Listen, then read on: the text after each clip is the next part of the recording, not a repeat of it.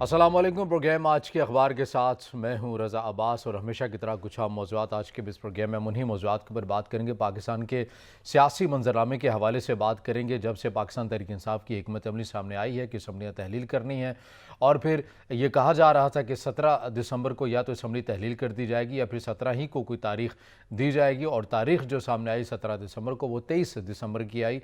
और जो ऐलान किया गया इमरान खान साहब की जानिब से, उनके हमरा मौजूद थे वज़ीर आला पंजाब भी और वज़ीर आला खैबर पख्तूनख्वा भी, उनकी मौजूदगी में ये ऐलान किया गया कि 23 दिसंबर को हम दोनों सूबों की जो असम्बलियाँ हैं वो तहलील कर देंगे। मगर इस ऐलान से पहले इमरान खान साहब ने जिस तरह की जो गुफ्तगू की साबिक़ आर्मी चीफ से मुतल्लिक़, उससे काफ़ी नाला हैं वज़ीर आला पंजाब चौधरी परवेज़ इलाही, जिसका उन्होंने कल एक इंटरव्यू के अंदर इजहार भी किया है और बड़ा खुल के इजहार किया है, और कहा है कि अब ऐसा नहीं हो सकता कि साबिक़ आर्मी चीफ के बारे में कोई गुफ्तगू की जाए और हम खामोश रहें। सबसे पहले वो ख़ुद बोलेंगे और उसके बाद उनकी पार्टी बोलेगी। हर किसी को अपना काम करना चाहिए। ये नहीं हो सकता कि जिसका जो दिल चाहे मुँह उठाकर जो है वो साबिक़ आर्मी चीफ के अगेंस्ट लबकुशाई करने लग जाए। तो ये सूरत हाल बन रही है। काफ लीग की काफ लीग साबिक़ आर्मी चीफ को लेकर एक वाज़ेह पोजीशन ले रही है, और पाकिस्तान तहरीक इंसाफ का जो बयानिया है वो बार बार उनके ऊपर तनकीद करना है। और बल्कि बरअक्स मामला ये भी है कि पाकिस्तान तहरीक इंसाफ के नज़दीक महबूब तरीन DGISI रही हैं फैज़ हमीद, और उनको बुरा समझ रही है काफ लीग, और पाकिस्तान तहरीक इंसाफ उन्हें अच्छा समझती है, और पाकिस्तान तहरीक इंसाफ बुरा समझती है साबिक़ आर्मी चीफ को। काफ लीग जो है वो उन्हें अपना मोहसिन समझती है, और ये भी कहती है कि वो पाकिस्तान तहरीक इंसाफ की मोहसिन है। तो इस तमाम सूरत हाल के ऊपर वफाकी हुकूमत की क्या पॉलिसी है, क्या वो इस सूरत हाल को कैश करेंगे या कोई एक नई हिकमत अमली लेकर आएंगे मैदान में, या परवेज़ इलाही पर एतबार करेंगे? इस तमाम आज के इस प्रोग्राम में सूरत हाल के ऊपर हम बात करेंगे। और यकीनन जहाँ पर पावर पॉलिटिक्स जारी है तो वहीं पर पाकिस्तान की जो माशी सूरत हाल है, आदाद व शुमार मुनासिब नहीं है, बड़ी ही तशवीशनाक है, और उससे बरह रास्त आवाम मुतासर हो रही है। इसके ऊपर भी हम बात करेंगे।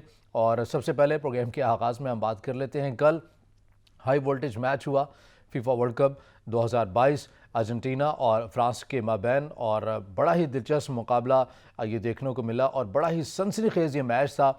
और पहले तो इसके ऊपर एक आप पैकेज, एक रिपोर्ट आप मुलाहिज़ा करें, फिर उसके ऊपर हम बात करेंगे किस तरह कतर ने मेज़बानी का जो हक़ अदा किया है, और इस सूरत हाल के ऊपर जो कतर को जो मुश्किलात आती रही हैं और जो प्रोपेगेंडा भी किया गया है इस तमाम मेज़बानी के ऊपर भी, इसके ऊपर भी हम बात करेंगे, क्योंकि इस चीज़ के ऊपर कोई इस तरह से बात नहीं कर रहा। मैच के ऊपर भी बात करेंगे। पहले आप रिपोर्ट मुलाहिज़ा। पेनल्टी किक्स में 4-2 से अर्जेंटीना ने शिकस्त दी है, और ऐसे ही लग रहा था कि ये मैच मेसी वर्सेस मुबापे ही चल रहा है, क्योंकि यहाँ से मेसी बड़े एक्टिव थे, मुतहरिक थे, गोल करते हुए नज़र आ रहे थे।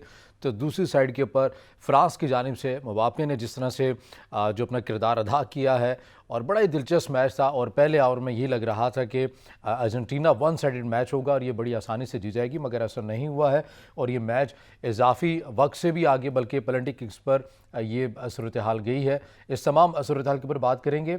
उनके इन मौज़ूआत के ऊपर हमारे साथ बात करने के लिए स्टूडियो में मौजूद हैं सीनियर तज़कियाकार इब्राहिम बेग साहब। बेग साहब, बहुत शुक्रिया वक्त देने के लिए। बेग साहब, सबसे पहले तो बात कर लेते हैं फीफा के ऊपर बड़ा ही एक सनसनीखेज़ मुकाबला हुआ।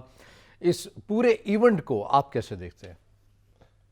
देखिए, इस इवेंट ने कई रिकॉर्ड तोड़े हैं इस दफ़ा। कतर, जिसको अरब वर्ल्ड, जो अरब के हॉक्स हैं, जो अरब की रियासतें हैं, जो अरब के किंग्स हैं, वो तो कतर को मुल्क ही नहीं समझते। वो तो कतर के किंग को कोई अरबी किंग नहीं समझते। वो कतर के सरबराह को अपने सामने बिठाने के लिए कुछ अरसा पहले तक तैयार नहीं थे। वो तो अपने बराबर वाली कुर्सी देने के लिए पाबंदियां लगा दी गई थी कतर के ऊपर, पाबंदियां लगा दी थी, नाकाबंदी कर दी थी। लेकिन कतर ने इस बैलेंस तरीके से अपने आप को उससे निकाला, और दुनिया में रोल प्ले किए, उसमें भी बहुत बैलेंस कायम किया। चाहे वो ईरान और तुर्की के दरमियान बात हो, चाहे तुर्की इवन अल्टीमेटली तुर्की और सऊदी अरब के दरमियान बातचीत हो, चाहे तालिबान और अमेरिका के दरमियान बातचीत हो, उसकी मेज़बानी हो, कमाल कर दिया। मैं कहता हूँ कि उसकी जो डिप्लोमेसी है, उसकी जो सफारतकारी है, वो उसको दुनिया मान गई कि वो है। एक बात तो ये।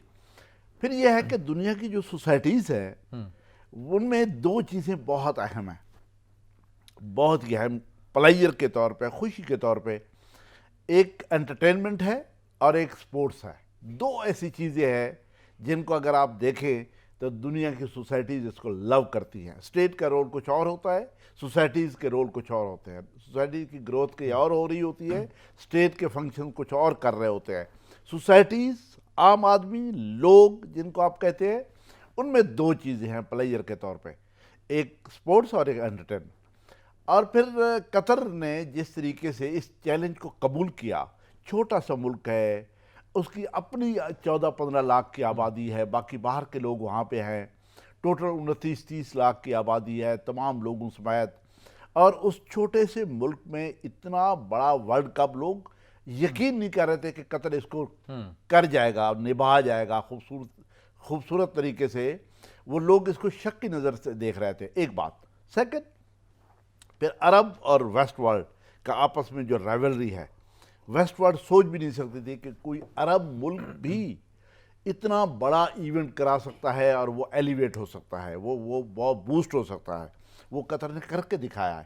تیسرا, قطر نے اپنے کلچر پہ کمپرومائز نہیں کیا, جس کو لوگ اسلامی کلچر کہتے ہیں. وہ اسلامی کلچر نہیں ہے, بیسیکلی عرب کلچر ہے. عرب کلچر پہ اس نے کمپرومائز نہیں کیا. وہاں پہ اگر سوسائٹی شراب کو اوپن نہیں پیتی تو انہوں نے اوپن نہیں ہونے دی, لیکن ان تمام چھوٹی چھوٹی پابندیوں کے باوجود جس طریقے کے خوبصورت ارینجمنٹ کیے گئے وہاں پہ, جس طریقے کے, میں کہتا ہوں کہ کوئی بحث کی گنجائش, کوئی اعتراض کی گنجائش اس کے بعد رہی نہیں ہے, اس خوبصورت طریقے سے کرائے. اب آپ قطر کا دیکھیں, قطر کا قد کاٹ, چھوٹا سا ملک ہے, جزیرہ ہے, چھوٹا سا ملک وہ جو ہے, وہ قد کاٹ اس کا عرب ورلڈ میں بہت اوپر چلا گیا اس ایونٹ کے بعد. ون. سیکنڈ یہ ہے کہ وہاں پہ دنیا جہان کے لوگوں کو انٹروڈیوس کرایا گیا عرب کلچر, کہ عرب کلچر ہے کیا, عرب کیسے لوگ ہیں, عرب کتنے بڑے میزبان ہو سکتے ہیں, قطر عرب کتنا زیادہ آپ کو سرو کر سکتے ہیں, عرب کتنے بڑے آپ کو ویلکمنگ ہو سکتے ہیں. اس کا ایک مظاہرہ باقاعدہ, ایک کرنسی کا مظاہرہ. تیسرا, پھر جس پیسفل طریقے سے اس ایونٹ کو کرایا گیا, یہ بھی ان ایکسپیکٹڈ تھا. لوگ ویسٹ کے لوگ ایکسپیکٹ نہیں کر رہے تھے کہ قطر اس کو اتنا پیسفلی کرایا جائے گا کہ وہاں پہ کوئی اعتراضات نہیں آئے, کوئی جھگڑے نہیں ہوئے, کوئی بات نہیں. آپ ایک کلب کے درمیان یورپ میں میچ ہو رہا ہوتا ہے تو لوگوں میں لڑائی ہو جاتی ہے, کوئی لڑائی نہیں, کوئی لا اینڈ آرڈر A1. میں کہتا ہوں کہ 100/100 نمبر دینے پڑیں گے قطر کو. اور پھر فیفا ورلڈ کپ, یعنی سپورٹس کی دنیا کا جو بادشاہ ہے وہ فٹ بال ہے اس وقت, اور فٹ بال میں پھر فیفا, وہ تو اس کا کوئی مقابلہ نہیں ہے. اس ایونٹ کو کرانا, میں کہتا ہوں کہ اس کے ارد گرد کے عرب ممالک بھی نہیں سوچ سکتے تھے, ویسٹ ورلڈ نہیں سوچ سکتی تھی, اور ایسٹ میں لوگ, کہیں پہ بھی لوگ نہیں سوچ رہے تھے قطر اس کو کرا جائے گا. کئی دفعہ انہوں نے باقاعدہ تجاویز دیں کہ اس فیفا ورلڈ کپ کو ٹرانسفر کیا اور شفٹ کیا جائے باقاعدہ, لیکن قطر نے کہا نہیں, ہم کرا جائیں گے. انہوں نے کرایا, نہ صرف کرایا بلکہ اتنے خوبصورت طریقے سے کرایا کہ ایک مثال بن گئی. اب آئندہ کے لیے قطر میں جس طریقے سے اس کو کرایا گیا, اس کی مثال دی جاتی رہے گی. ایک بات, اینڈ پہ فائنل آپ دیکھیں, میسی ڈیزرو کرتا تھا. ارجنٹائن کی ٹیم کو آپ ایک طرف رکھ دیں, میسی بذات خود ایک بڑا پلیئر, آخری ورلڈ کپ, ایک بڑا آخری ورلڈ کپ کھیل رہا ہے, ایک بڑا پلیئر ہے, ایک گرو ہے, یعنی سپورٹس کا گرو ہے بیسیکلی. اور ایک ایج فیکٹر اتنا زیادہ ہونے کے باوجود بھی سب سے زیادہ منٹس میدان میں رہنے کا یہ ریکارڈ بھی میسی نے اپنے نام کیا. بالکل, جو اینڈ تک جو اس کی دلچسپی اس فیفا ورلڈ کپ قطر کے ساتھ لوگوں کی رہی, وہ بیسیکلی ارجنٹائن کی ٹیم تھی, اس میں میسی تھا. رونالڈو چلو وہ پیچھے ہو گئے, رہ گئے بائی چانس, لیکن اگر یہ بھی نہ ہوتے تو شاید آدھی دنیا کی دلچسپی اس طریقے سے ہوتی نہ.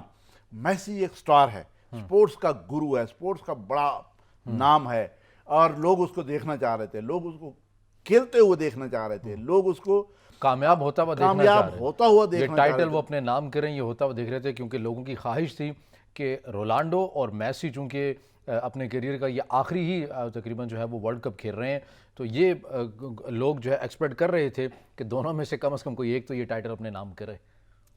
بہت اچھا ہوا. میں کہتا ہوں کہ یہ ٹائٹل بھی یہ نہیں ہے کہ ہمیں فرانس بہت اچھا کھیلا ہے, فرانس نہیں، نے تو فرانس کمال نے کر دیا. ظاہر یہ میچ یعنی اتنا شارٹ میچ نہیں ہوا. یہ دیکھیں ایکسٹرا ٹائم ہوا, ایکسٹرا ٹائم کے بعد شروع میں لگ رہا تھا کہ یہ ون سائیڈڈ میچ ہو جائے گا.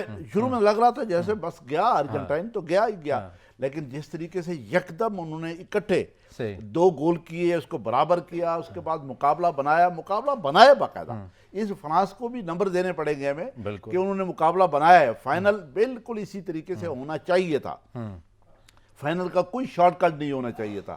اور یہی لوگ امید بھی کر رہے تھے کہ اسی طرح کا کوئی سنسنی جو مقابلہ ہے وہ ہمیں دیکھنے کو ملے گا. بیگ صاحب ایک بریک کا کہا جا رہا ہے, ناظرین بریک لیتے ہیں یہاں پر, اور جب بریک سے واپس آئیں گے تو پاکستان کے سیاسی منظرنامے کی بات کریں گے. ہمارے ساتھ رہیے گا.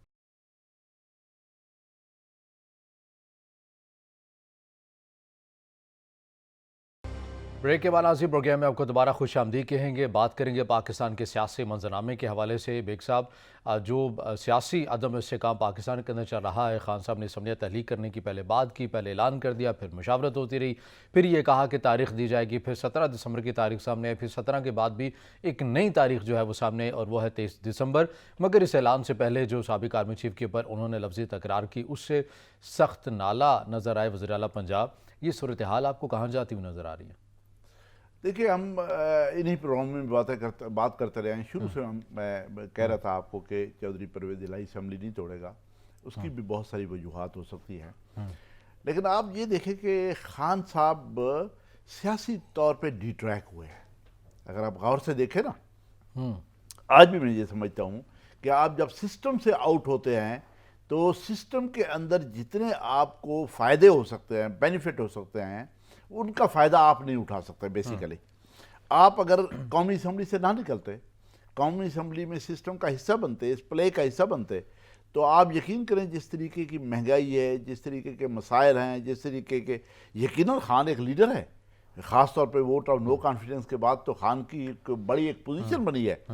اس پوزیشن کے بعد آپ سسٹم کا حصہ رہتے تو آج آپ کی لیڈرشپ بالکل مختلف ہوتی. نہ صرف خود پولیٹکس سیکھتے, خود سسٹم میں رہنا سیکھتے, بلکہ اپنی پارٹی کو بھی آپ گروم کرتے, ان کو بھی پولیٹیکل ٹریننگ دیتے, ان کو بھی پتہ چلتا کہ ہمیں سسٹم سے آؤٹ نہیں ہونا, ہم نے سسٹم کے اندر رہ کے بیسیکلی کھیلنا ہے. یہ قومی اسمبلی کسی طور پہ یہ گورنمنٹ چل نہیں سکتی تھی, یہ قومی اسمبلی نہیں چل سکتی تھی اگر عمران خان سسٹم کا حصہ رہتے. تو میں کہتا ہوں سوال ہی, اگر عمران خان گیم عمران خان کے ہاتھ میں ہونی تھی ہر لحاظ سے, چاہے وہ اپوزیشن میں بیٹھے ہوتے, چاہے دوبارہ ووٹ آف نو کانفیڈنس ہو جاتا, چاہے دوبارہ وہ الیکشن اناؤنس کر دیتے, ساری کی ساری گیم خان کے ہاتھ میں ہوتی. لیکن جب وہ سسٹم سے آؤٹ ہو گئے تو گیم ان کے ہاتھ میں رہی نہیں. بیسیکلی وہ مزید ایسے آؤٹ ہونا چاہتے ہیں. اگین میرے نزدیک یہ بھی ایک سیاسی غلطی ہوگی, ایک بڑی سیاسی غلطی. ایک تو یہ ہے کہ یہ الیکشن ہو نہیں سکنے. میں کہتا ہوں کہ پرویز الہی صاحب اسمبلی توڑ دیں تب بھی یہ الیکشن نہیں ہونے. ہم نے کئی دفعہ یہاں پہ بات کی ہے کہ آئینی طور پہ جنرل الیکشن ہے یا بائی الیکشن ہے, کیئر ٹیکرز ہیں, ان تمام کی آپ کنڈیشنز کو فلفل نہیں کر سکتے. 2 صوبوں کے علیحدہ الیکشن کرا کے آپ فیڈرل گورنمنٹ میں کیئر ٹیکر نہیں لا سکتے.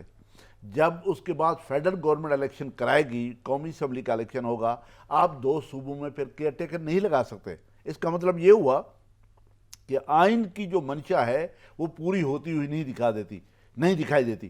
اس کے بعد پھر آپ لٹیگیشن میں چلے جاتے ہیں, پھر اس کی تشریحات شروع ہوتی ہے. الیکشن میرے حساب سے پھر بھی نہیں ہونے, خان کے ہاتھ سے 2 صوبے چلے جانے ہیں.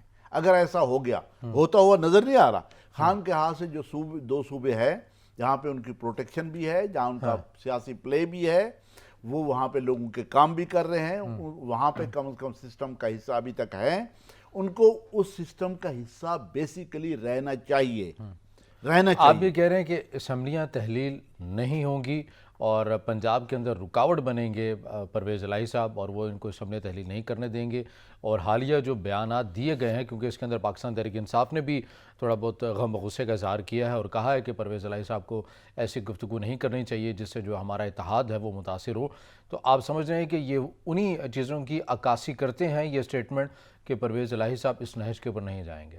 دیکھیں پرویز الہی صاحب نے جو ابھی باتیں کی ہیں یہ یقیناً کنٹروورسی کی باتیں ہیں, لیکن ایک بڑا فالٹ لائنز جو پیچھے جب تک باجوہ صاحب چیف رہے, فیض حمید صاحب ISI DG رہے، جو یہاں پہ یہ سسٹم کو چلاتے رہے، سسٹم کا حصہ رہے، عمران خان صاحب کو چلاتے رہے یا نائب کو چلاتے رہے یا لوگوں کو اندر کراتے رہے، جس طریقے سے اس فالٹ لائن کو بالکل واضح کر دیا۔ پرویز الہی غلط نہیں کر رہا، غلط کہہ بھی نہیں رہا، یقیناً وہ وہی کہہ رہا ہے جو ہوتا رہا ہے یہاں پہ۔ خان اور PTI کی حکومت لانا، نون کی حکومت کو توڑنا، نواز شریف کو سسٹم سے آؤٹ کرنا، سارا یقیناً باجوہ صاحب اور کمپنی نے کیا ہے، فیض حمید وغیرہ نے کیا ہے، اور اس کے بعد ان کے احسانات بھی ہیں جیسے وہ کہہ رہے ہیں، یقیناً یہی ہوا ہوگا۔ ایک دفعہ آپ نے دیکھا کہ پرویز الہی اس کے بیٹے کو اندر کرنے کے آلموسٹ آرڈر ہو گئے تھے نیب کی طرف سے، ہمیں لگ رہا تھا کہ وہ اندر چلے جائیں گے۔ آج وہ کہہ رہے ہیں کہ میں نے پھر باجوہ صاحب سے کہا کہ فیض حمید ہمیں اندر کرانا چاہ رہا ہے۔ یعنی آپ یہ دیکھ لیں سسٹم کی فالٹ لائنز کتنی گہری تھی، کس طریقے سے سسٹم چل رہا تھا، بجائے اس کے آج سیاسی لوگ بیٹھ کے عمران خان صاحب سمیت چودھری پرویز الہی، چودھری شجاعت اور سارے لوگ بیٹھ کے اس فالٹ لائن پہ بات کریں اور اس کو ریویو کریں، اس کو دوبارہ دیکھیں۔ فارمولہ کیا ہوگا پرویز الہی صاحب کے پاس؟ کیونکہ آپشن تو نہیں ہے، مرکز میں بیٹھی ہوئی جو مخلوط حکومت ہے وہی کہتی ہے کہ ہم پرویز الہی صاحب کے پر اعتبار نہیں کر سکتے ہیں۔ اگر اس طرح کے سٹیٹمنٹ دی جاتی رہی پرویز الہی صاحب کی جانب سے، تو اگر پاکستان تحریک انصاف وہ سمجھتے ہیں کہ اگر پرویز الہی صاحب ہماری بات نہیں مانیں گے، وہ ریزائن بھی کر دیتے ہیں اپنی تمام سیٹوں سے، تو یہاں جو مرکز میں بیٹھی ہوئی حکومت ہے، مخلوط حکومت، ان کا بھی اعتماد حاصل نہیں ہوگا پرویز الہی صاحب کو۔ وہ تو کہہ رہے ہیں کہ ہم اس صورت میں پرویز الہی صاحب کے پر اعتبار کر سکتے ہیں اگر چودھری شجاعت صاحب جو ہیں وہ ضامن بنے، وہ گارنٹی دیں، تو پھر اس صورت میں کریں گے، اس کے علاوہ کوئی آپشن نہیں ہے۔ تو پھر پرویز الہی صاحب کیوں نہیں جائیں گے پاکستان تحریک انصاف کے ساتھ؟ دیکھیں اس میں دو صورتیں ہیں۔ پہلی بات تو یہ ہے کہ PTI کو اب کمپرومائز کرنا پڑے گا، PTI کو ماننی پڑے گی چودھری صاحب کی بات۔ اگر آپ نے سسٹم PTI کو کمپرومائز کرنا پڑے گا، بالکل ماننی پڑے گی، وہ جو کہے گا اس کے بغیر PTI کے پاس کوئی چارہ نہیں ہے، ایک بات۔ سیکنڈ یہ ہے کہ زرداری صاحب نے کافی دنوں سے اس کو انٹرفیئر کر کے، مذاکرات کر کے چودھری شجاعت صاحب سے فون کرائے باقاعدہ کہ آپ پرویز الہی کو فون کریں، آپ ایک ہی فیملی ہیں، آپ دوبارہ کبھی اکٹھے آج نہیں تو کل ہو سکتے ہیں، آپ کو اکٹھے رہنا چاہیے۔ یہ زرداری صاحب نے مشورہ دیا شجاعت صاحب کو۔ شجاعت صاحب نے باقاعدہ کچھ عرصہ پہلے فون کالیں سٹارٹ کی، فون کالیں شروع کی۔ پہلی فون کال چودھری شجاعت صاحب نے کی تھی اور زرداری صاحب کے کہنے پہ یہ کال کی گئی تھی بیسیکلی، اس لیے ان کے درمیان ایک بات چیت شروع ہو گئی تھی، یعنی فیملی کا اکٹھے ہونا، کاف کا اکٹھے ہونا، یہ سارا کچھ ہو گیا تھا۔ ہاں یہ ضرور ہے کہ پرویز الہی صاحب نون کے نزدیک ریلائبل نہیں ہوں گے، لیکن نون کے نزدیک پرویز الہی صاحب نے تصدیق بھی کی ہے ان رابطوں کی کہ ہمارے کوئی اختلافات نہیں ہیں، ایک ساتھ ہی ہم رہے ہیں اور رہتے بھی ہیں، وہ وقتی طور پر تھا، لیکن بہرحال اب کوئی ایسا کوئی اختلاف ہے نہیں ہے۔ PDM سپورٹ کرے گی اور چودھری شجاعت صاحب کا کہنے پہ کرے گی، اس کے کئی دیکھیں۔ اور آپ کو لگتا ہے چودھری شجاعت ضامن بن جائیں گے اس تمام صورتحال کے بعد بھی؟ چودھری شجاعت کے پاس چارہ کوئی نہیں، اس لیے کہ ان کی فیملی ٹوٹ گئی، دو حصوں میں بٹ گئے، کل جب الیکشن آئیں گے تو ان کی کوئی حیثیت نہیں رہے گی، ایک بات۔ سیکنڈ یہ ہے کہ وہ چاہ رہے ہوں گے بزرگ کے طور پہ کہ یہ ہمارے بچے آگے بھی اکٹھے چلیں، اور تیسرا یہ ہے کہ وزارت اعلیٰ ظاہر ان کے گھر میں ہے، وہ چاہے پرویز الہی صاحب کے پاس ہے، وہ مونس الہی صاحب کے پاس ہے، یقیناً چودھریوں کے پاس ہے، وہ نہیں چاہیں گے یہ ہم لوز کر جائیں۔ میرا خیال یہ ہے کہ چودھری شجاعت ایک دفعہ پھر انہی کے سر پہ پگڑی رکھی جا رہی ہے کہ وہی یہ فیصلے کریں، وہ اس کو سیٹل کریں، اور وہ یقیناً اس طریقے سے سیٹل کریں گے۔ پرانا جو فارمولہ تھا چودھری شجاعت صاحب جس سے مایوس ہوئے تھے، جس کی وجہ سے پرویز الہی صاحب سے اس کی لڑائی ہوئی تھی کہ آپ PDM کے ساتھ واپس الائنس کے طور پہ آ جائیں، آپ PDM کی طرف سے وزیر اعلیٰ بنیں، PDM آپ کو سپورٹ کرے، اس کا فائدہ یہ ہے کہ گورنمنٹ بھی چلے گی، سسٹم بھی چلے گا، چودھری بھی اکٹھے ہو جائیں گے، کاف بھی انٹیکٹ ہو جائے گی، اور جس کو گرو سمجھا جاتا ہے زرداری صاحب کو کہ پنجاب میں آ کے، یقیناً وہ بھی خوش ہو جائیں گے کہ وہ حمزہ کی نسبت تو بہت خوش ہوں گے چودھریوں کے پاس وزارت اعلیٰ رہے، تو آلموسٹ سمجھ لیں چودھریوں کے بعد جو سب سے زیادہ پاورز انجوائے کریں گے وہ پیپلز پارٹی اور زرداری صاحب کریں گے یہاں پہ۔ اس لیے میرا خیال یہ ہے کہ PDM کے پاس بھی اور کوئی چارہ نہیں ہے، ان کو زرداری صاحب کا کہنا ماننا پڑے گا، اور پرویز الہی صاحب کے پاس بھی کوئی چارہ نہیں ہے، اس کو شجاعت کا کہنا ماننا پڑے گا۔ شجاع صاحب کے پاس بھی کوئی چارہ نہیں ہے اس کے علاوہ کہ آپ فیملی کو اکٹھا کر کے دوبارہ سسٹم کو چلائیں اور اسی طرح چلے گا. ہاں اس پہ ایک صرف پوائنٹ ہو سکتا ہے کہ اگر بالکل سرنڈر کر جائیں, وڈرا کر جائیں عمران خان صاحب پی ٹی آئی کہ ہم اسمبلی نہیں توڑتے, ہم اس کو چلائیں گے, پھر پرویز الہی صاحب خوش ہیں, وہ وزیر اعلیٰ رہیں گے. لیکن یقیناً وہ انہوں نے جو فالٹ لائن کا اظہار کیا ہے, ایک ہفتے کا جو ٹائم دیا گیا ہے 17 کو کہا گیا کہ 23 دسمبر یعنی کہ جمعے کو ہم اسمبلی تحلیل کر دیں گے, یہ وقت دینے کی وجہ کیا ہے؟ فواد چودھری صاحب تو یہ کہتے ہیں کہ اسی دوران ہم نے قومی اسمبلی میں بھی جانا ہے, ہمارے تمام اراکین جائیں گے اور اسپیکر کے سامنے سارے کھڑے ہو کر جو ہے وہ استعفے اپنے منظور کروانا چاہتے ہیں, اس لیے یہ وقت دیا گیا ہے اور کوئی وجہ نہیں ہے. آپ کو کوئی اور وجہ لگتی ہے؟ نہیں, میں کہتا ہوں کہ بالکل یہ وجہ نہیں ہے. وجہ صرف یہ ہے کہ فالٹ لائن موجود ہے. اچھا, اسمبلی نہیں توڑنا چاہ رہے چودھری صاحب. کے پی کے لوگوں نے سنا یہ ہے کہ خٹک صاحب وغیرہ نے بہت پہلے کہہ دیا تھا کہ پنجاب اسمبلی پہلے ٹوٹے گی, اس کے بعد ہم اپنی اسمبلی توڑیں گے. اس کا مطلب یہ ہوا کہ وہ بھی اس کو فالو کریں گے. اگر پنجاب اسمبلی نہیں ٹوٹتی تو کے پی والے یہ تو وہ کھل کے وہ بات کر چکے ہیں کہ پنجاب اصل میں ایک پریشر پوائنٹ ہے, پہلے وہ ہوگا پھر اس کے بعد کے پی مزید پریشر کے لیے ہم کریں گے. یقیناً ایسا ہی ہے. یہ فالٹ لائن موجود تھی, موجود ہیں, موجود رہیں گی. چودھری پرویز الہی, ہم تو کوئی 5واں 6ٹھا پروگرام کر رہے ہیں, ہم نے سب سے پہلے یہ کہا تھا کہ پرویز الہی صاحب اسمبلی نہیں توڑیں گے اور یقیناً نہیں توڑیں گے. آج بھی میں کہتا ہوں بڑی اس کے ساتھ جو میرا پولیٹیکل کانشس ہے, جو میرا پولیٹیکل اگر سیٹ ایڈجسٹمنٹ کر دی جاتی ہے, پاکستان تحریک انصاف جو یہ باتیں سننے کے مطابق آ رہی ہیں کہ 10 سے 20 سیٹیں ہیں جو اوقاف لیگ چاہتی ہے, اگر یہ فارمولہ طے پا جاتا ہے تو اس صورت میں بھی ہو جائیں گی یا پھر بھی نہیں ہوں گی؟ دیکھیں سیٹ ایڈجسٹمنٹ کس کے ساتھ کریں گے؟ کاف لیگ تو شجاع صاحب کی ہے. کاف لیگ جو رجسٹرڈ ہے, پاکستان تحریک انصاف کے ساتھ ہم اتحاد کر کے الیکشن لڑیں گے. نہیں دیکھیں ان کے ساتھ کون نئی پارٹی بنانا پڑے گی نا. کاف لیگ تو رجسٹرڈ ہے. ضم ہونے کی تو آپشن دی گئی ہے, وہ نہیں مان رہے. کاف لیگ کہہ رہے اپنی شناخت سے ہم الیکشن لڑیں. میں یہی کہہ رہا ہوں کہ کاف لیگ کا تو الائنس ہی نہیں بن سکتا نا چودھری شجاع صاحب کے بغیر. یہ تو چلو 5-7 ایم پی اے تھے, چلے گئے, کورٹ سے بھی ایک فیصلہ غلط جیسا ہی آ گیا, لیکن ادروائز تو پارٹی رجسٹرڈ ہے شجاع صاحب کے نام پہ. ان کہہ رہے ہیں 2024 تک وہ لیڈر ہیں پارٹی کے, اس کے بعد دوبارہ سے جب الیکشن ہوں گے تو لیڈر چینج ہو جائے گا, نئی قیادت آ جائے گی کاف لیگ کی. اگر پارٹی کی سینٹرل کمیٹی نے اپنی قیادت چینج کی تو, اگر سینٹرل کمیٹی نے اپنی قیادت چینج نہ کی تو چودھری شجاع صاحب اور طارق بشیر چیمہ صاحب اسی طرح رہیں گے نا. تو پرویز الہی صاحب کے پاس اختیارات کہاں سے آ گئے؟ ان کے پاس تو کوئی پارٹی کے اختیارات نہیں ہے. آپ کاف لیگ کے الائنس, کاف لیگ کا ضم ہونا یا کاف لیگ کا اکٹھے چلنا یا سیٹیں لینا پرویز الہی صاحب کے بس میں تو نہیں ہے. وہ انڈیویجولی کر سکتے ہیں, نئی پارٹی رجسٹر کرا سکتے ہیں, نئی پارٹی کا الائنس اس کے ساتھ بنا سکتے ہیں. وہ بہت لمبا کام ہے, وہ ہونے والا نہیں ہے. مجھے جو لگ رہا ہے کہ کاف لیگ انٹیکٹ رہے گی, یہ دوبارہ اکٹھے ہوں گے, یہ پی ڈی ایم کی طرف سے وزیر اعلیٰ بنے گے. نیکسٹ ان کا جو بھی الائنس بنے گا پنجاب میں الیکشن میں, جب بھی الیکشن ہوں گے, وہ یقیناً میرے خیال میں نون اور پی ڈی ایم کے ساتھ ہوگا. میں یہ سمجھتا ہوں. ٹھیک ہے.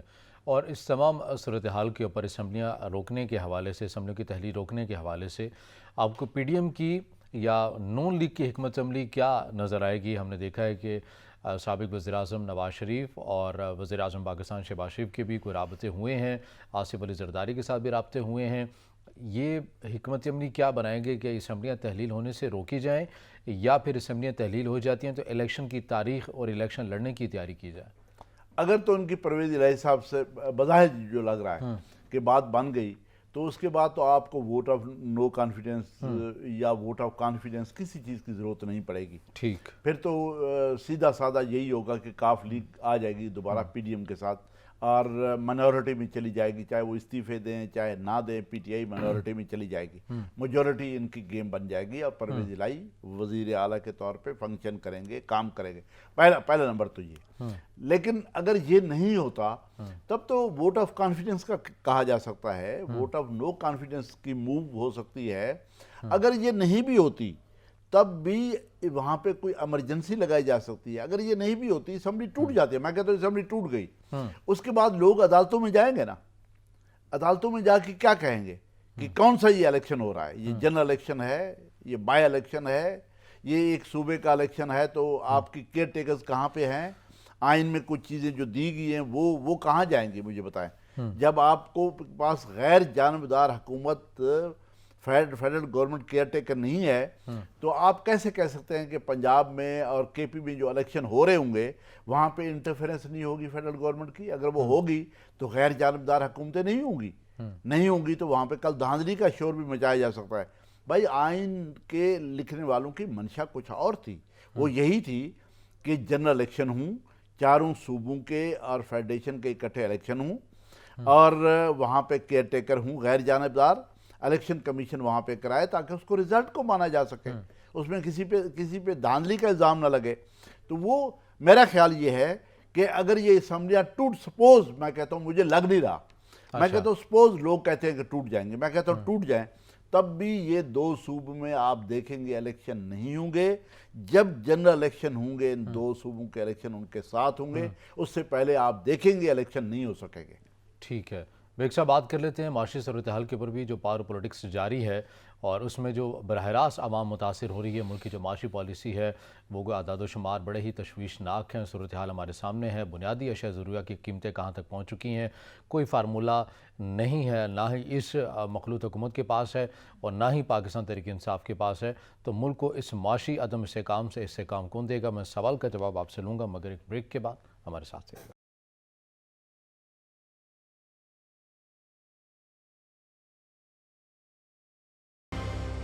بریک کے بعد ناظرین پروگرام میں آپ کو دوبارہ خوش آمدید کہیں گے اور پروگرام کے اس حصے میں ہم بات کریں گے پاکستان کی معاشی صورتحال کے حوالے سے۔ بیگ صاحب، بریک میں جانے سے پہلے سوال آپ کے سامنے رکھا، پاور پولیٹکس تو جاری ہے مگر یہ معاشی عدم استحکام ہے، اس استحکام میں کون تبدیل کرے گا؟ یہ فارمولہ کس کے پاس ہے کہ جو معاشی طور پر ہماری پالیسیز بیمار ہو چکی ہیں اسے ٹھیک کون کرے گا؟ گورنمنٹ نے کرنا ہے، گورنمنٹ کی بالکل جو وقت کی حکومت ہے اسی کی ڈیوٹی ہے، اسی نے سوچنا ہے۔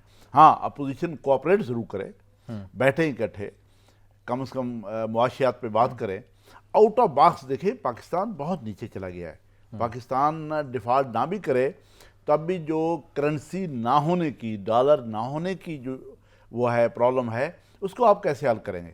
وہ تو آپ بہت ہی زیادہ آپ کے ریزرو نیچے آ گئے، آپ 7 کے قریب آ گئے ہیں، 7 سے نیچے جا رہے ہیں، ان کو کون پورا کرے گا؟ اگر وہ نہیں ہوں گے تو آپ امپورٹ کیسے کریں گے؟ آپ دوائیاں کیسے امپورٹ کریں گے؟ باقی ضروریات کی چیزیں امپورٹ کیسے کریں گے؟ آپ کے پاس پیسہ ہونا ضروری ہے۔ چلو ڈیفالٹ تو کچھ اور چیز ہے، ڈیفالٹ تو یہ ہے کہ اگر آپ کوئی لائبلٹی، انٹرنیشنل لائبلٹی پوری نہیں کرتے تب آپ ڈیفالٹر ڈکلیئر ہوں گے۔ اور میں کہتا ہوں کہ پاکستان نہیں ہو رہا، میں مان لیتا ہوں، لیکن یہ کرنسی کی جو کمی ہے یہ کہاں سے پوری ہوگی؟ اس کو کون کرے گا؟ یہ دیکھیں پاکستان میں بالکل آؤٹ آف باکس جانا پڑے گا، اور یہ نہیں ہے کہ آج ہم بچ گئے تو ہم بچ جائیں گے۔ اس ملک کو یقیناً یہ ملک اب معاشی طور پہ پرابلمز کا شکار ہو چکا ہے، یہ بالکل مریض کے طور پہ موجود ہے، اس کا علاج کرنا ہے، اس کی سرجری کرنی ہے، اس کا آپریشن کرنا ہے، اس کو اس میں سے نکالنا ہے۔ آؤٹ آف باکس آپ کو سوچنا پڑے گا کون کون سے اخراجات ہیں جو آپ نے کٹ لگانے ہیں، کون کون سے ملکوں کے ساتھ آپ تعلقات بنائیں تو آپ اس کو مصیبت سے نکال سکتے ہیں۔ ابھی تک جن لوگوں کے ساتھ، جن ملکوں کے ساتھ آپ کے تعلقات ہیں وہ وہاں سے آپ فیڈ ہو رہے ہیں، لیکن آپ کا حل نہیں ہے وہاں پہ۔ اس کا مطلب یہ ہوا کہ میں تو ہمیشہ سے یہ کہہ رہا ہوں کہ ہمسائیوں کے ساتھ تعلقات ٹھیک کرنے پڑیں گے۔ ایران کے ساتھ آپ کے بیسٹ ریلیشنز ہونے چاہیے اصولی طور پہ۔ افغانستان کے ساتھ یقیناً اس سے ہٹ کے کہ وہاں پہ ٹی ٹی پی کی آپ نے سپورٹ کیا، آپ جہاد کو سپورٹ کرتے ہیں، یہ پالیسی بھی کوئی اتنی اچھی نہیں ہے، لیکن میں کہتا ہوں کہ افغانستان کے ساتھ اچھے پولیٹیکل ریلیشن آپ کے ہونے چاہیے، اس کے تھرو آپ سینٹرل ایشیا تک بزنس کریں، آپ کے اچھے تعلقات ہونے چاہیے، آپ کے انڈیا کے ساتھ ہونے چاہیے۔ آپ کے بنگلہ دیش کے ساتھ کیوں اچھے تعلقات نہیں؟ کیوں آپ سمجھتے ہیں کہ بنگلہ دیش یہ حقیقت ہے، اب ٹوٹ گیا تو ٹوٹ گیا نا، ٹھیک ہے، ملک ٹوٹتے بھی ہیں، نئے ملک بنتے بھی ہیں، تو آپ کی کیا دشمنی ہے ان کے ساتھ؟ اگر کوئی زیادتی کی ہے تو وہ بھی تو ہم اس وقت اگر دیکھیں فوج کشی کی، قتل عام ہوا، ریپ ہوئے، جو رپورٹ آئی وہ بہت ہی خطرناک ہے، تو ہماری طرف سے زیادتی ہوئی۔ تو آج ہم کیوں معافی مانگ کے بنگلہ دیش کے ساتھ اچھے تعلقات کیوں نہیں بنا سکتے؟ ہم نیپال کے ساتھ ہمارے اچھے تعلقات جا رہے تھے، اس کے ساتھ ہمارے تعلقات شرنک ہو گئے، سری لنکا کے ساتھ آپ کے تعلقات شرنک ہو گئے۔ بھائی یہ ہمسائیوں کے ساتھ آپ بہت اچھے تعلقات بنائیں گے، بزنس کریں گے، ٹریڈ کریں گے، ڈپلومیسی کریں گے، تو آپ ایک کوئی بڑا پلان بنا سکتے ہیں اس ملک کو کرائسس سے نکالنے کا. ادروائز اگر آپ سمجھتے ہیں کہ میں ادھر سے ٹانکا لگا دوں گا, ادھر سے یہ کپڑا پھٹا ہے اس کو اس سے ہوگا نہیں. میں آپ کو سر حکومت اور اپوزیشن کی تو چلیں سمجھ آتی ہے کہ لڑائی ہے, مگر یہاں پر تو حکومتی جماعت ہیں, اسی کی دو جو معیشت کی جو ٹیم سمجھی جاتی ہے یا ان کی جو شخصیات ہیں وہی آپس میں لڑ رہے ہیں. مفتاح صاحب کی ایک الگ سے لائن ہے, وہ کہتے ہیں کہ ڈار صاحب کی پالیسیز جو ہیں وہ مناسب نہیں ہیں. ڈار صاحب جب وزیر خزانہ نہیں تھے, مفتاح تھے, تو اس ڈار صاحب یہ کہا کرتے تھے کہ مفتاح کی جو پالیسیز ہیں وہ مستحکم نہیں ہیں, وہ عوام کو ریلیف نہیں دے رہی. تو یہاں پر تو اپنے ہی لڑ پڑے ہیں, اور دوسروں کو کیا اعتماد دینا جب اپنے ہی گھر میں جو ہے وہ اختلاف اتنا ہے. دیکھیں مفتاح صاحب کے ساتھ یقین زیادتی ہوئی ہوگی, لیکن مفتاح صاحب کے یہ انٹرویو نہیں بنتے جو آج وہ دے رہے ہیں. ان کی حکومت ہے, ان کو معاشی ٹیم کہتے کے ہیں ساتھ مجھے بھی کال کر کے بتا دیتے جو جو چیزیں تھیں آپ نے ٹویٹ کیوں کیا ہے. مریم نواز صاحبہ سے وہ گلہ بھی کرتے ہیں, آپ نے ٹویٹ کر کے سارے لوگوں کو بتا دیا, آپ مجھے فون کال کے پر بھی بتا سکتے تھے. یہی وجہ ہوگی وہ بھی اب سامنے آ کر انٹرویوز دے رہے ہیں. دیکھیں جو ملک کی پالیسیز ہوتی ہیں اس میں کوئی ذاتیات نہیں ہوتی. ہو گیا, آپ کو اپنے کپتان نے ہٹا دیا, کسی بھی طریقے سے ہٹا دیا. آپ کا گلہ کپتان سے ہو سکتا ہے جو آپ کسی پارٹی میٹنگ میں کر سکتے ہیں, پارٹی چیئر پرسن سے کر سکتے ہیں, لیکن اوپنلی آ کے اپنی پالیسی سے اختلاف, ہاں آپ ان پٹ دے سکتے ہیں, آپ پارٹی کے اندر اپنی تجاویز دے سکتے ہیں کہ اس طریقے سے آپ ملک کو باہر نہیں. آپ میں کہتا ہوں کہ وہ ڈار صاحب نے بھی بہت ہی غلط کیا تھا, بالکل سازش کے طور پہ ان کے خلاف انٹرویو شروع کیے تھے, باتیں شروع کی تھی. ان کو ہٹانے کا مقصد تھا, مفتاح صاحب کو ہٹایا جائے تاکہ میں آؤں آ کے پتہ نہیں کیا کچھ کر لوں گا. وہ بھی غلط طریقہ تھا. آج مفتاح صاحب بھی بڑے آدمی کے طور پہ تھے, ہٹانے کے بعد ان لوگوں کے نزدیک بڑی قدر تھی, لیکن آج اپنی حکومت کے خلاف انٹرویو دے کر آپ کیا حاصل کرنا کیا چاہ رہے ہیں؟ آپ مزید کرائسس کو بڑھا رہے ہیں. آپ لوگوں کا جو پرسپشن ہے ہماری ویک اکانومی کا, اس کو آپ بڑھا رہے ہیں, کم نہیں کر رہے. آپ کو یہ کام نہیں کرنا چاہیے مفتاح صاحب. آپ سادہ آدمی ہیں, بہت اچھے آدمی ہیں, ایکسپرٹ ہیں. بہت شکریہ. سینئر تجزیہ کار ابراہیم بیگ صاحب ہمارے ساتھ موجود تھا. کہ وقت کا بہت شکریہ. ناظرین آج کے پروگرام سے اتنا ہی, اجازت دیجیے. اللہ حافظ.